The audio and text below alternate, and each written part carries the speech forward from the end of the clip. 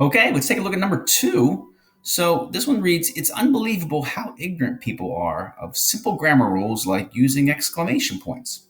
Kind of snarky little sentence. So when you're working on this kind of a sentence for your quiz, the first thing I would do is if you don't see what I see when I'm looking at the sentence, just step back and say, okay, think like a test maker. That's what I teach kids when I tutor them for the SAT. I'm like, look, just think like the test maker. Like, what skill are they trying to test you on here? All right, and just pause for a second. So say, okay, what's he testing me on? Is this a their transformation? No. Is it some kind of a positive? I don't see it any kind of a positive yet. Think of other things he's asking you. I know that sometimes we have gerunds, we have infinitives. I can see a gerund maybe sitting here. I don't see any infinitives. So is this just a basic gerund sentence? Like, where do I start? And then I can see, oh, maybe it's a noun clause. I can see this word how ignorant people are. So you're like, okay, maybe it's some kind of noun clause sentence. That leaves me with this thing out front, which says it's unbelievable. I'm like, wait a minute. I knew he was going to give me an anticipatory it, and here it is. It's unbelievable. Here's this anticipatory it. So I'm going to start there. So I'm going to get this brown color I have going on here. Isn't that pretty? Let's go here, folks. Let's go close to the bottom of our white space and let's build that base of that sentence, which is, it is unbelievable. So here's my it with a capital I, straight line. Instead of writing the word is, I'm going to do apostrophe S. I know it sounds weird and looks weird, but that's really how we have to write it, because if it's an apostrophe S up here, not the really literal word is, then I have to put an apostrophe S down here. And then I'm going to slant my line and then say unbelievable.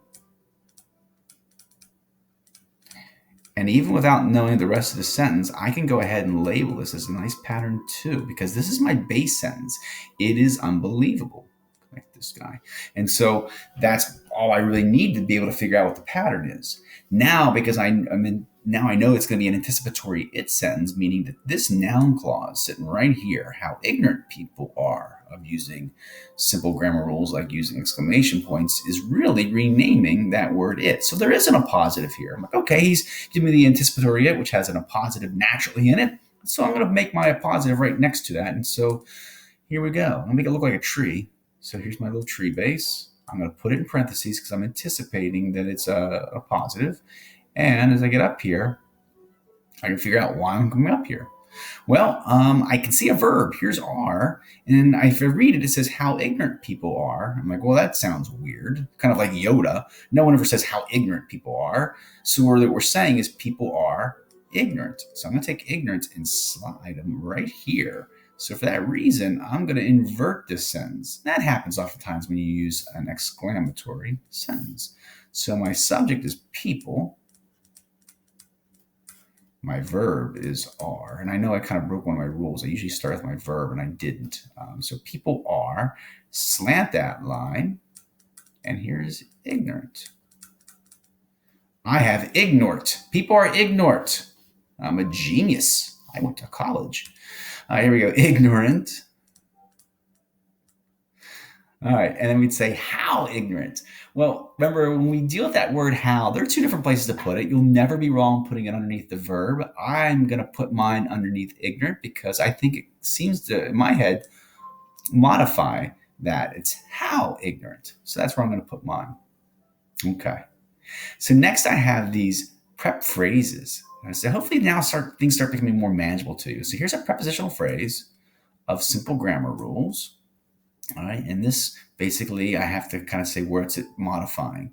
Well, it's not are of simple grammar rules. But if you think about it, I've slid this word ignorant over here. What I'm really saying is people are ignorant. They're ignorant of their grammar rules. So this makes a lot of sense. It's not people of the rules. And it's not are of the rules, but they're ignorant of the rules. Let's build underneath ignorant. And I'm going to change my color up a little bit because I'm kind of building sort of like an autumnal tree look going on here at the grass down here. So we'll just come down with of.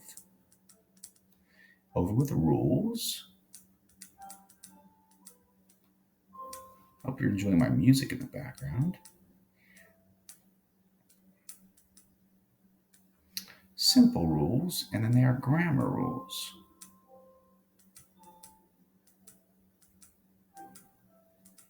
Great. All right. And then lastly, I have another prep phrase which starts off with the word like. Here's a preposition, and it needs a noun. And It's grammar rules like using exclamation points. So I can hear that it's coming off the word rules. It's not ignorant like using exclamation points. It's not people like using exclamation points, but they're rules like using exclamation points. So it's come down with like. And here you get to make a choice. Now, in the book, when the author comes to her object preposition, she goes straight across. And even when it turns into a gerund, that's where it gets a little tricky. Here's this ing. It's a gerund. But it's not just simply like using, it's this whole phrase, using exclamation points. So I got to put that whole thing here off of that word like. Now, our author will directly step it.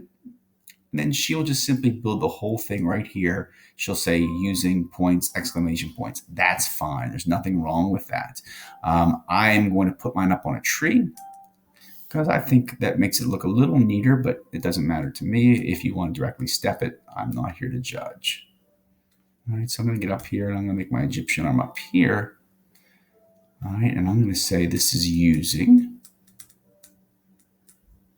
what?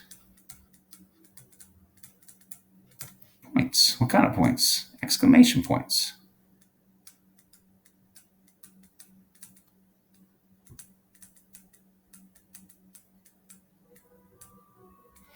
Great. All right. So that's looking really good. I just want to double check some things. My favorite color, orange. Here, people are the ones who are ignorant. And then you have this gerund sitting way out here. And to be honest, this word people is trying to be the subject of this verb using. The people are the ones who are using exclamation points, and we'd say that is correct. So once you get up on this tree, this word people sort of controls all the verbs. So this is not a dangling gerund.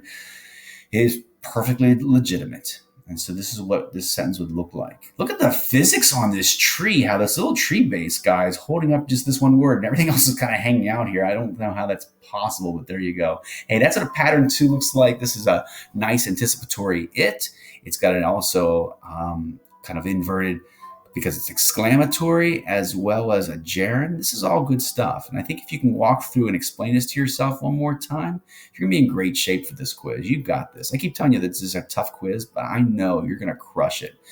All right. So don't fret. We've got this. And I am so pumped to see my M through Z students tomorrow. I know I love all of you, A through L and M through Z, but I have not seen my M through Zs in a long time, and I'm really eager to get back to see you guys. So have a great Wednesday. Maybe work on your writing a little bit.